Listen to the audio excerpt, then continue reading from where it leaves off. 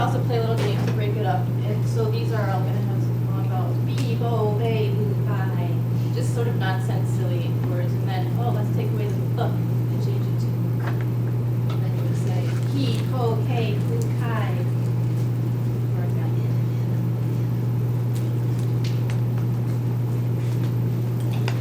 All right, now we're going to type the rhyme basket. Yeah. Can I get I need an A volunteer to start off with. A volunteer. Let's go, Rachel. Yes, please. Come on up. All right, Rachel, you said about that bag. So Your rhyme basket. this activity is called the. Rachel needs to come into view. Yep, stop. One little thing, so I probably wouldn't be using such enormous objects, but for you to see things more easily, smaller objects, little toys. Over-exaggerate. Yeah, kind of over exaggerate just so that you can see clearly. But little objects, little toys, or even picture cards. Otherwise, you're going to be carrying luggage with you everywhere you go. All right, so Rachel, if Mr. Clark goes in his rhyme basket and he pulls out a rain jacket, Okay. what can you find in your basket that rhymes with jacket? Okay, jacket. It's a tough one, I know. I got pan. Keep looking. Racket, very, very good. Thank you very much. All right, now let's do one more.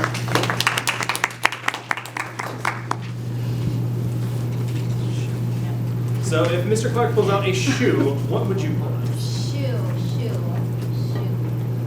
Got pan. Oh, I got a can. Oh, That's a can. shoe. I found glue. Blue. Thank you very much. That's enough. You guys get the general idea. I won't make her do more rhyming. I had a can and a very, very large pan. Oh yeah, that's a really large. Very large pan. Book and book. Sock and rock. Probably rock. What rhymes with skillet? Skillet. All right. So when yeah, see, I went through that very quickly. So when Rachel would pick up something, like I picked up the jacket, she picked up the racket. What we would go into, I'd make sure she would get the ack sound. Why do these words rhyme? What is the sound that makes these words rhyme? Like obviously it's not the ja and not the sound. It's the ack part that makes it rhyme. So you can go next slide. Literature-based rhyme time. These are a couple of books that Chad actually found online. And these are actually videos that you guys can go see. The Hunger Thing and 10 Cats Have Hats is a very good literature-based rhyming books, and it really relates it to the concrete, because Robin's been talking about, phonemic awareness is really all oral. So you guys are all reading this here right now, but when we're actually teaching it to kids, when we're teaching phonemic awareness, there will be nothing written. It's very, very oral. They're reading both books. I'm not going to go into the videos. We're gonna Is it skip- whole we're- world activities? It's the whole book. You want a skipping video? It's the whole book. We just do like a couple minutes of, like a minute. Yeah. We'll sample it. book? For your video, you're gonna want What's your just a voice? little Well, bit. get book. We'll sample The it. Hungry Things. Just a little bit. Oh dear me, said the wise man. Gully pups are new. They are cereal shaped like toys and sugar coated too. Children, said the cook, buy them by the dozens and trade off the box tops with classmates and cousins. I think, said the boy, you all ought to hear. Golly pops sound like dolly pops, sound like lollipops to me. So they're just making rhyming sounds, and the kids are like, "Oh, that's silly," and it rhymes. I really like that video.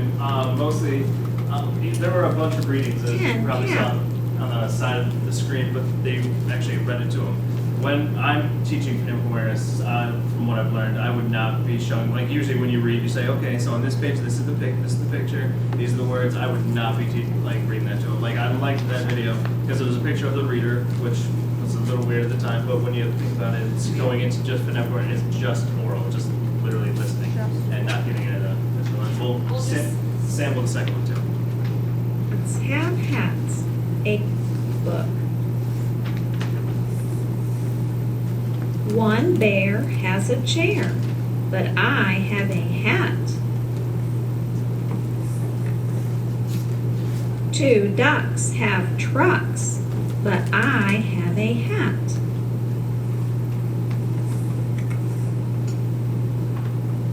Three trees have bees, but I have a hat.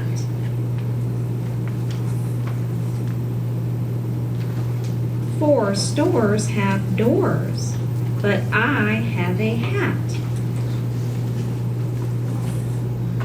So as you can see, unlike the first one like I was talking about, this they actually do show it much unlike I would, and much unlike anyone really would when teaching phonemic awareness.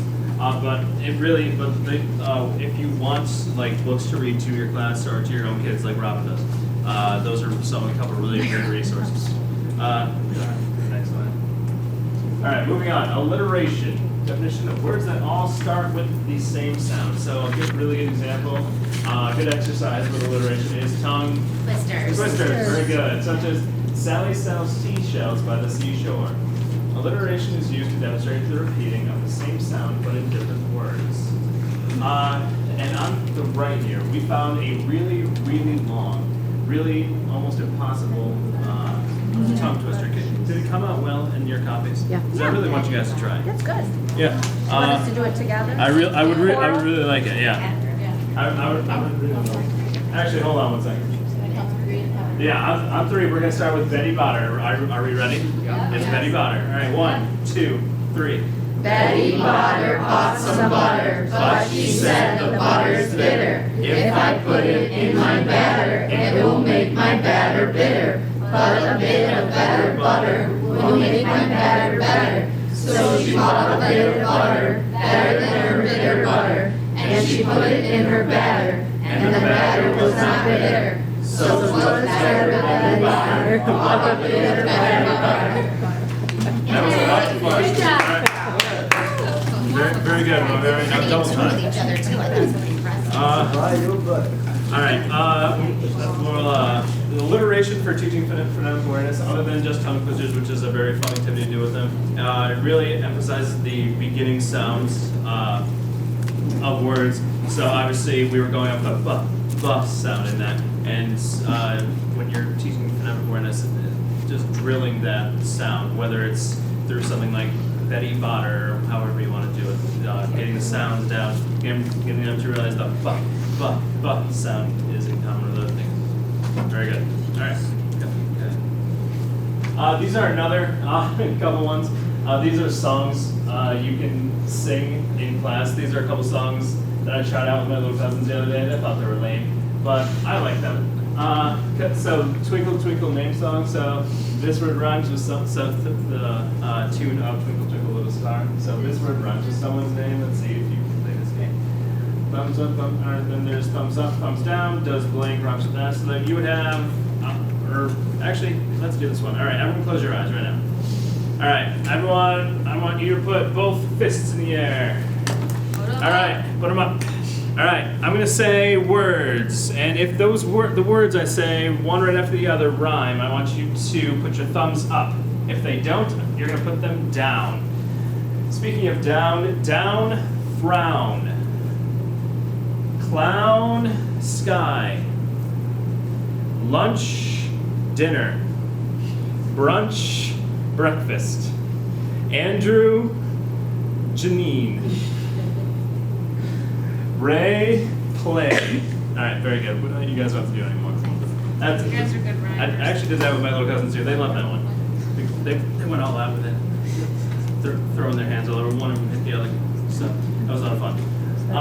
Then the rhyming word sit down is basically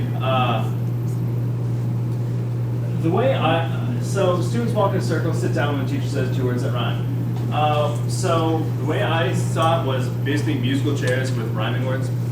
So I would just say a whole list of random words, and all of you guys would be walking around the center table. And once I finally said two rhyming words like Ray and play, you guys would all try and find a seat.